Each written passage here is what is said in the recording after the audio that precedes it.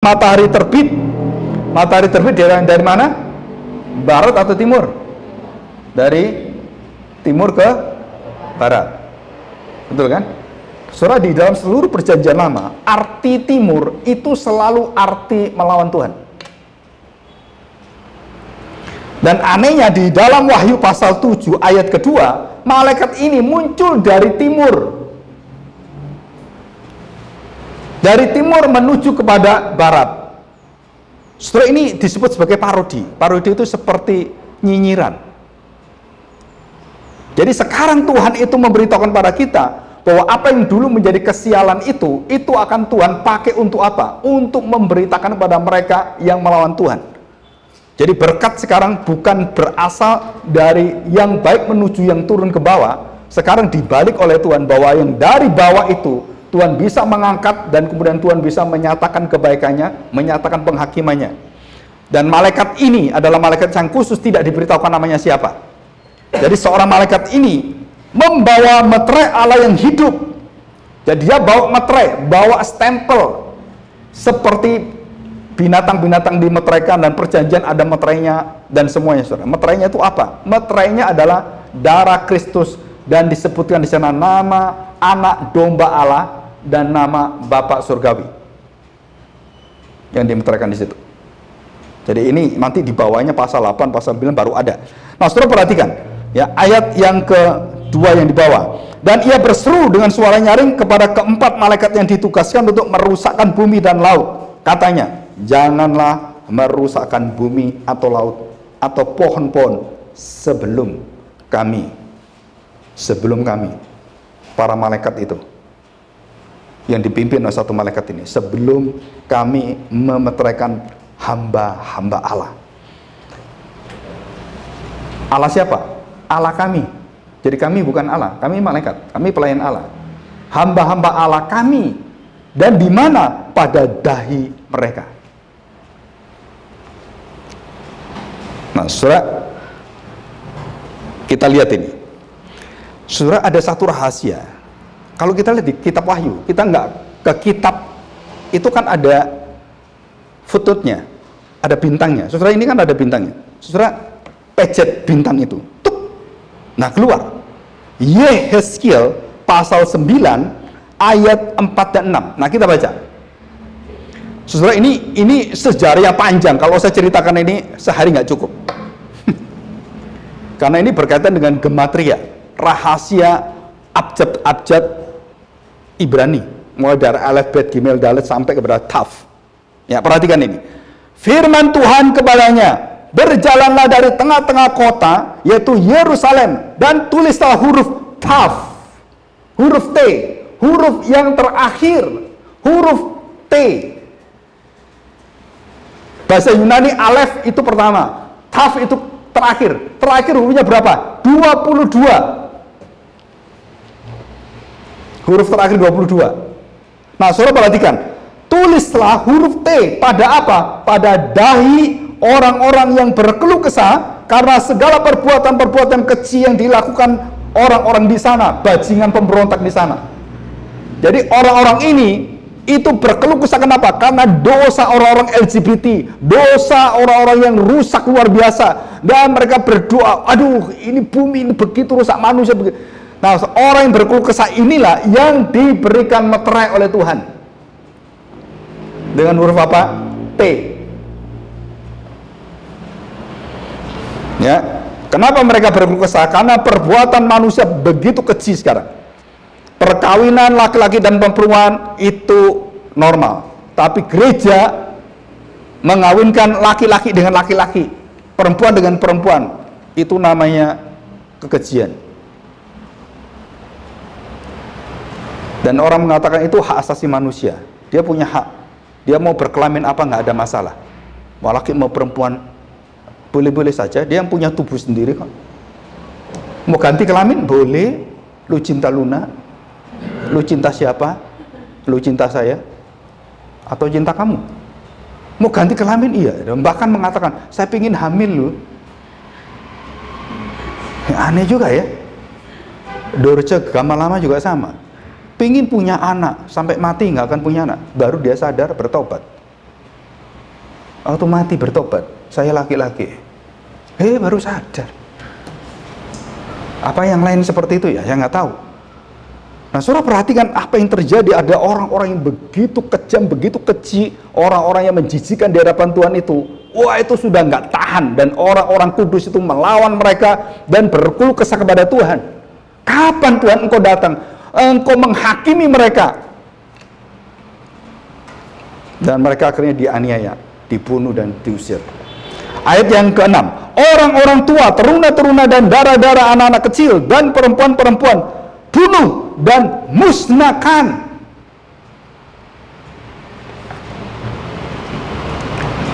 Saudara, Bill Gates punya program depopulasi, depopulation. Artinya apa? Penduduk terlalu banyak di bumi planet kita. Jadi harusnya nggak boleh lebih daripada 2,5 miliar. Sekarang sudah 8 miliar. Jadi yang 6 miliar harus dihapuskan supaya bumi itu seimbang. Gimana caranya?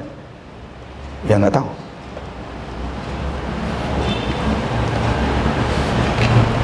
Gimana caranya? Ya nggak tahu. Dan kita tahu semua polusi dan semua yang ada itu, dan kita tahu sekarang ada karbon. Nah, saudara, ini satu pengetahuan baru bagi kita. Jadi kalau kita punya tanah di daerah Jawa, di daerah Kalimantan gitu, punya tanah banyak, nanti jadi orang kaya, saudara. Kenapa? Karena itu menjadi, kita beli karbon itu beli udara segar yang menyehatkan, dan semua perusahaan di seluruh muka bumi ini harus punya partisipasi untuk menjernihkan bumi kita, udaranya. Dengan apa? Beli tanah yang ditanami. Jadi nanti nggak usah bikin pabrik, nggak usah, borong tanah semua sekarang, tanam pohon yang banyak, nanti kaya kamu. Mungkin anakmu, cucumu baru nikmati. Borong aja yang murah kan? Ambil aja semua yang murah-murah di mana-mana. Beli 10 hektar, 100 hektar, 1000 hektar gitu. Dan biarin aja. Kasih tanam pohon satu-satu. Dan itu besar. Nanti itu nilainya miliaran, saudara. Jutaan dolar. Itu namanya berdagang karbon. Dan ini sudah disahkan oleh pemerintah dan sudah ditetapkan oleh seluruh dunia. G20 dan ASEAN menetapkan ini. Saudara, ya ini ke depan ya. Mungkin ada kejadian kita tahu. Nah, perhatikan saudara. Dikatakan bunuh dan musnahkan. Saya tanya saudara, kenapa nggak ada pengampunan? Kenapa nggak ada tanda petik yang ya Tuhan sabarlah? Nggak ada. Kenapa saudara? Karena sudah tidak ada waktu.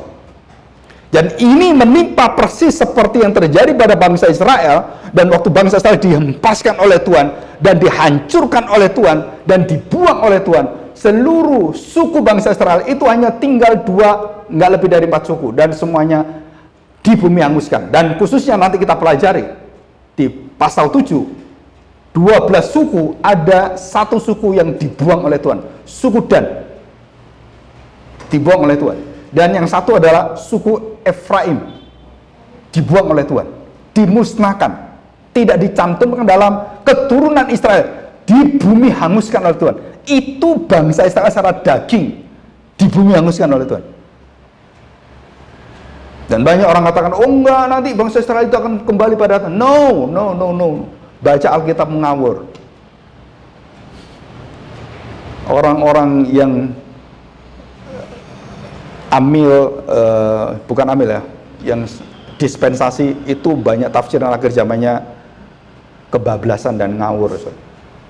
Sehingga bangsa Israel itu tetap, ya sekarang ini bangsa Israel 12 suku itu masih ada. Saudara, sejak tahun 70 Bait Allah dihancurkan oleh Tuhan melalui Raja Titus itu. Saudara, seluruh keturunan Israel dan bangsa Israel dihapus oleh Tuhan. Dan itu resiko karena engkau membunuh anak manusia. Tuhan menegakkan murkanya, menegakkan keadilannya. Dengan apa? Engkau sekarang sudah diberhentikan oleh Tuhan. Ya, oke, kita lanjutkan. Nah, saudara, tetapi semua orang yang ditandai dengan huruf T itu jangan singgung, jangan sentuh, jangan apa-apakan. Dan mulailah dari tempat kudusku, lalu mereka mulai dengan tua-tua yang berada di hadapan bait suci. Untuk apa? Diberi tanda T. Jadi penghakiman itu dimulai dari mana? Dimulai di gereja. Dan bagaimana orang bisa diberi T dan bisa mendapatkan T itu? Tadi saya sudah ngomong, kita harus berdoa pada puncaknya memberikan tubuh kita sebagai persembahan yang hidup dan yang berkenan. Baru diterima Tuhan, baru menyenangkan Tuhan, dan baru kasih tanda T. Yang lain diberi tanda apa? 6, 6, 6. Kebinasaan. Antikristus. Nah, saudara, kita lihat sekarang, ya. Apa makna meterai? Saudara, meterai ini adalah satu kiasan, satu menunjukkan pada satu simbol yang artinya itu apa? Nah, yang pertama, saudara, meterai itu menunjukkan satu proteksi, satu perlindungan dari Tuhan. Sama dengan asuransi. Yang memproteksi kita itu bukan asuransinya. Yang memproteksi kita adalah uang kita dan uang dari para asuransi yang lain. Bukan perusahaannya.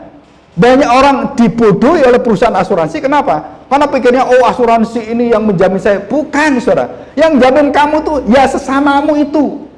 Uangnya dikumpulkan asuransi yang mengelola, bukan yang asuransi. Tapi untungnya diambil yang asuransi. Enak kan asuransi? Kan uangnya bukan dari asuransi. Dari semua orang kumpul. Terus saya dapat duitnya, saya dapat untungnya, saya yang dapat. Apakah yang di situ dapat? No. Kamu ngirim aja.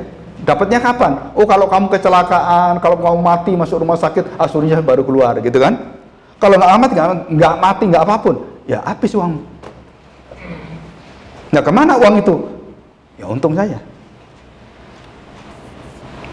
Itu harusnya sih. Secara sederhananya seperti itu. Jadi yang jamin siapa? Asuransi. Ya uangmu sendiri dengan uang yang orang lain yang berpatungan, terus akhirnya seperti arisan gitu kan, dan uangnya begitu banyak, triliunan seperti itu. Wah, kemudian semakin besar makin besar, akhirnya jadi bodong. Jiwasraya, terus kemudian Kresna, yang barusan ini Kresna, Michael Stephen, berapa saudara? Ratusan triliun. Itu kalau di Amerika di penjara itu bisa 100 tahun saudara. Sampai penjaranya nggak ada, dia tetap di penjara. Kan ratusan tahun. Nah, saudara, ini yang dimaksud apa? Proteksi, bukan seperti yang manusia proteksi, bukan saudara. Yang proteksi apa? Ini adalah proteksi dari pengaruh-pengaruh kekuatan yang bisa meruntuhkan imanmu. Nah, ini proteksi apa? Bukan hanya secara fisikal, yang Tuhan berikan adalah proteksi secara spiritual. Imanmu, kasihmu, pengharapanmu, kekuatanmu, dan dikatakan kesetiaanmu itu Tuhan jamin. Jadi kalau kita lihat, kenapa Ayub bisa setia, kenapa Abraham bisa beriman dengan benar, kenapa Yakub bisa begitu akhirnya kembali pada Tuhan? Karena ada proteksi dari Tuhan, ada meterai dari Tuhan. Dan siapakah meterai ini? Jawabannya adalah Yesus Kristus. Kok tahu? Nah, kita selidiki sekarang. Ini sebagai yang terakhir, nanti bisa lama ini. Nah, saudara, T itu hurufnya adalah Taf. Nah, saudara, kalau kita lihat Taf itu dalet, kemudian nun, dan ada yodnya. Tapi itu untuk dages biasanya, untuk penekanan. Nah, saudara perhatikan, ini gambarnya ini, ya. Coba gambar. Nah, saudara, dalam lambang huruf Taf itu, dalam lambang bahasa Ibrani itu lambangnya itu aneh, saudara. Apa lambangnya? Lambangnya adalah persis seperti salib. Ini harusnya yang benar itu bukan salib gini ya, bukan. Itu yang benar itu seperti ini, huruf Tav dalam tulisan Ibrani yang kuno, itu gambar yang kuno itu bentuknya miring begini atau seperti kali gini lah. Jadi salib yang agak miring. Nah, itu akhirnya dijadikan Tav yang modern, the mark, the sign, menunjukkan apa? The covenant. Nah, huruf alfa, saya nggak tulis di sini. Huruf alfa itu menunjukkan huruf kepala kerbau atau kepala binatang seperti anak kerbau. Bisa juga domba. Bentuknya gitu. Jadi alef, itu alef begini, itu kepala kerbau terus ada stripnya gitu. Nah, saudara, A, alef, dan taf, yang awal dan yang akhir. Akulah alfa, akulah omega. Siapa yang ngomong ini? Yesus sendiri.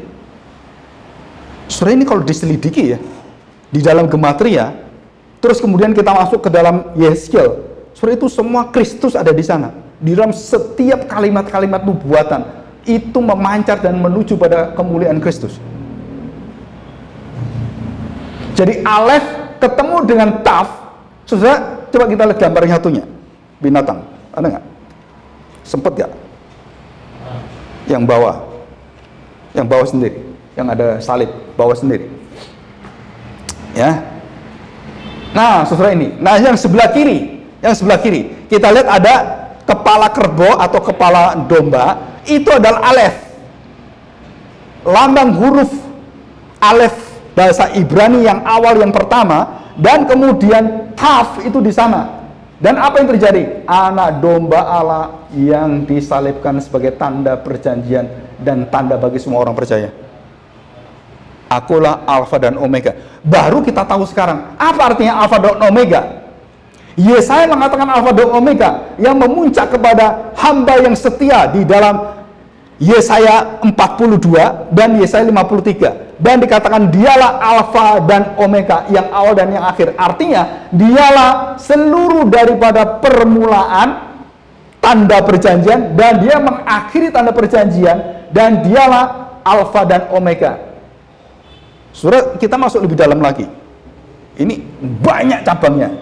Hukum Taurat atau istilah Torah dimulai dengan Taf. Betul kan? Jadi hukum Taurat sendiri itu dimulai dengan apa? Dengan huruf Taurat. Terus ada O-nya, ada vowel-nya, ada dikasih apa ini yang O-nya titik itu O. Torah, Resh, dan kemudian He. Nah, He itu menunjukkan nafas kehidupan dari Allah.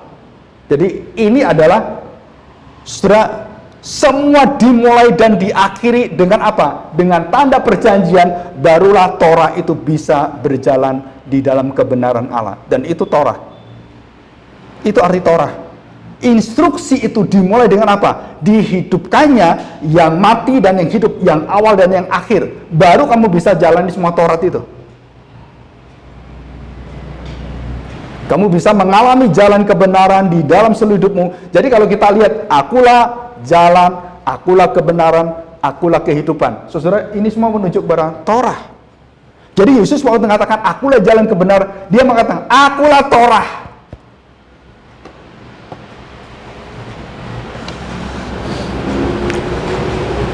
Ya, kita bersyukur ya, kita bisa mendengar ini. Kita bersyukur kita bisa mengerti ini. Padahal bangsa Israel itu sampai sekarang nggak percaya Tuhan Yesus. Padahal ini begitu jelas. Kenapa nggak percaya Tuhan Yesus? Nah, saudara, kita kembali ke gambar yang bawah tadi. Ya, barusan ini ditemukan, ya, saudara, inti terakhir, terkecil dari kromosom manusia, bentuknya adalah Taf.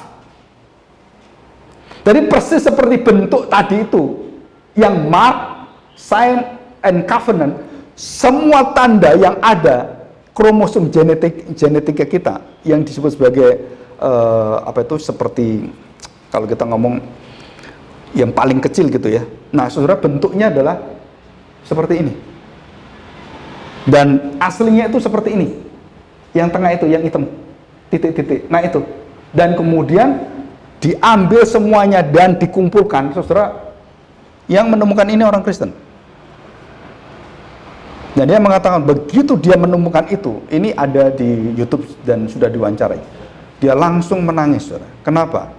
Sampai kepada titik awal kehidupan manusia yang paling terkecil, yang membentuk manusia hidup dan ada. Di situ ada tanda Taf. Saudara, ini apakah ini kebenaran yang mungkin dicocok-cocokkan gitu? No, saudara. Nah, saudara, kalau saudara lihat, semesta alam ini juga sama. Semesta alam juga sama. Dan bagaimana orang mau menyangkali keberadaan Tuhan, kekekalan Allah, kekuasaan ilahi itu ada dalam setiap benda-benda yang ada. Dan waktu orang mengatakan Tuhan dipuji-puji oleh gunung-gunung, oleh pohon-pohon, dan semua makhluk memuji Tuhan, yang hidup atau nggak hidup memuji Tuhan, orang-orang liberal, orang-orang yang tidak percaya pada Alkitab mengatakan, mana bisa bangku gini muji Tuhan? Nggak bisa. Mana bisa kursi muji Tuhan? Nggak ada suaranya, karena kita nggak tahu. Tapi setelah kamu selidiki, air itu bisa membentuk satu keindahan, dan pohon-pohon dan semua yang berkaitan dengan kehidupan itu bisa didengarkan ada suaranya, dan bermacam-macam jutaan suara, dari pohon daun yang kecil sampai pohon yang besar dikasih alat itu bisa suaranya, dan semakin pohon yang lain beda-beda suaranya. Dari mana itu semuanya? Maka saudara perhatikan baik-baik, waktu mau dimeterai itu dikatakan di sini diberi kesempatan supaya berhenti, saudara. Berhenti, semua disuruh berhenti. Berhenti kenapa? Aku belum memeteraikan hamba-hambaku.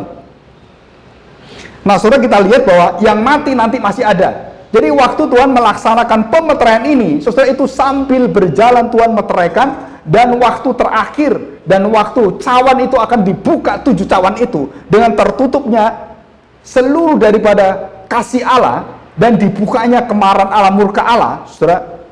Meterai yang ke-7 sebagai puncak hancurnya manusia, dan kemudian dibukakan bagaimana Tuhan menghancurkan itu semua. Saudara, itu cawannya dibuka satu-satu, dan kita akan melihat cawan ini satu-satu. Saya tanya, Tuhan itu mengasihi manusia nggak? Sangat mengasihi. Tapi barang siapa yang tidak menerima kasihnya, yang sisa apa? Murka Allah. Dan tidak ada main-main di sini. Jadi saudara, saya tanya, saudara, kalau kita memberikan iman kita kepada, ngajar kepada anak kita, saudara tahu, itu adalah tough, titik akhir hidup dan mati. Kita mengajar Taurat, kita mengajar firman Tuhan, kita mengajar dabar, kita mengajar logos. Logos itu hidup bersama dengan Allah, dan logos bersama semua dijelaskan. Dan logos itu adalah jalan menuju kepada kamu menerima kehidupan, kamu tidak terima kematian. Aleph, Taf, Aleph, Alpha, Omega, A sampai Z. Jadi sekarang diperkenalkan Taurat itu Taf, kebenaran, tanda perjanjian. Tanpa tanda perjanjian kebenaran dan tanpa adanya domba yang mati, Alfa itu permulaan dari seluruh kehidupan adalah kematian Kristus. Alfa adalah bentuk dari seluruh yang ada. Yang ada apa? Yang bermula dari semua kehidupan dari kematian. Semua terang itu berasal daripada penciptaan, diawali dengan dari gelap menuju terang. Dari gelap menuju terang, dan itu kejadian semua seperti ini. Nah, saudara, saya nggak mungkin menjelaskan yang terakhir ini. Apa? Aleph dan Taf yang disingkat dari iti, saudara, itu ada di dalam unsur, di dalam perjanjian lama, khususnya kejadian, Bereshit, Bara, Elohim, dan kemudian di tengahnya Het. Dan setiap 3 kata tengahnya ada kata Het, dan memisahkan menjadi 7 kata, dan setiap 7 kata di dalam kejadian pasal 1 itu Aleph dan Taf, Alfa dan Omega, itu berada di tengah-tengah. Alfa dan Omega, Alfa dan Omega, yang mengikat seluruh pekerjaan Tuhan dan yang membahas seluruh pekerjaan Tuhan di tangan dan dilaksanakan, dimulai oleh Yesus sendiri. Jadi waktu saya berdebat dengan seseorang, ya, mereka nggak ngerti, ini hamba Tuhan. Saya mengatakan, kenapa sih Bapak kok terlalu Christ Center? Memang Christ Center teing gitu. Saya beritahu, karena kamu nggak tahu.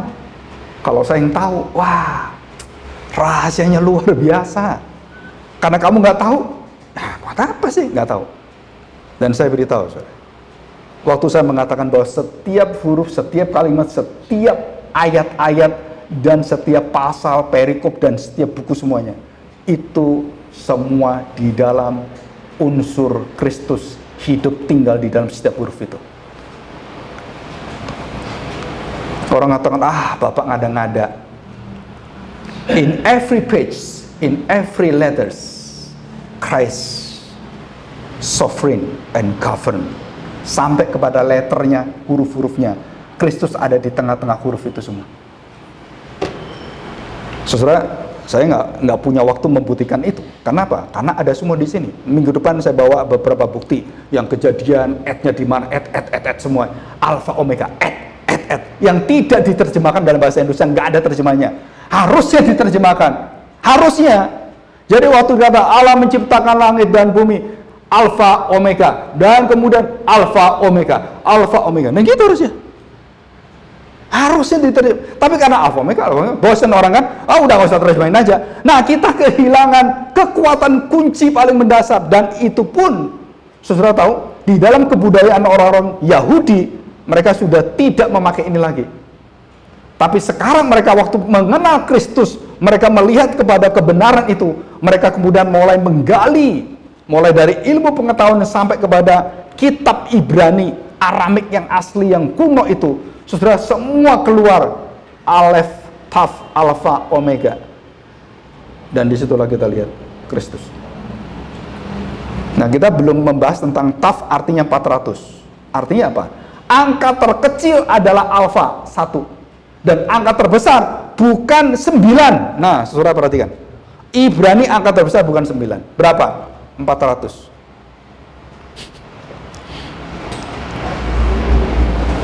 Karena 1, 2, 2 kan? Nah, 2 lamanya 400.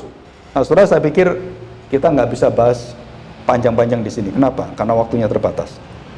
Nah, kita akan masuk di dalam kesimpulannya. Nah, saudara perhatikan. Ya. Perhatikan, saudara. Jadi, apa gunanya meterai? Saudara perhatikan. Yang pertama, sebagai tanda kepemilikan Tuhan. Yang kedua, sebagai tanda proteksi bukan hanya secara jasmani, tetapi proteksi terhadap seluruh janji Allah dalam setiap nafas hidup kita dan perjalanan kita. Dia mengatakan, aku menjaga kamu dari ujung rambut sampai ujung kaki, dari utara selatan, dari timur ke barat, sampai ke dalamnya laut pun aku bersama dengan kau, sampai ke ujung bumi pun aku bersama dengan kau, dan sampai kau tersesat ke ujung langit, aku tarik engkau. Dan itu janji Tuhan. Dan kemudian Yesaya mengatakan, bahkan sampai aku, masa tuaku pun engkau selalu bersama aku. Bahkan aku jatuh tergeletak, nggak bisa bangun, engkau membopong aku. Waktu aku lapar, engkau ada bersama aku. Waktu aku haus, engkau bersama dengan aku. Dan itu artinya dari hal yang kecil sampai semua yang besar, saudara, Tuhan yang sediakan pada kita. Dan Tuhan janjikan. Jadi yang pertama, saudara dijamin oleh Tuhan. Saudara akan dimeteraikan oleh Tuhan bahwa engkau adalah milik Tuhan.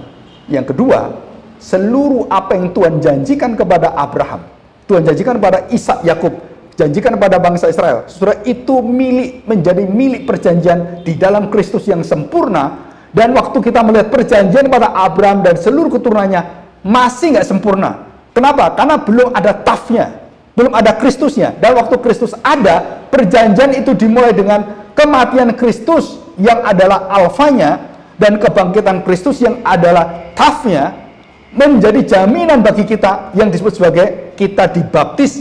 Kalau dia perjalanan, kita disunat, dipenggal, alfa dibuang yang pertama, dan mendapatkan yang terbesar. Itu alfa dan taf. Saudara, ini banyak maknanya yang luar biasa. Dan kita dijamin oleh Tuhan, kita diberikan autentikasi. Saudara tahu, kalau kita lagi main internet banking gitu kan, pasti diminta OTP-nya. Untuk apa? Supaya bisa membuka, mengalirkan dana atau menerima dana. Ini sama dengan alfa dan taf. Sistem itu buka dan tutup. Blaise Pascal mengatakan sistem 1, 0 dan 1, buka dan tutup. Setelah ini dari mana? Ini semua dari Alkitab. Mulai sistem komputer, mulai sistem daripada kromosom kita yang tadi itu, yang bentuknya huruf T. Setelah itu semua dari Tuhan dan semua dalam pemeliharaan Tuhan. Dan kita bersyukur kita dijamin seperti itu. Masihkah kita meragukan Tuhan? Jawabannya Jangan pernah ragu, saudara. Ya, mari kita berdoa. Tuhan berkati kita. Bapa yang baik, kami bersyukur jika kami bisa mendengar mengenal akan jaminan-Mu Tuhan. Kami tahu bumi segala isinya adalah bukan tempat hidup kami, tapi Kau akan memberikan satu penciptaan baru, satu pemulihan, dan dengan kuasa-Mu yang sempurna Engkau membawa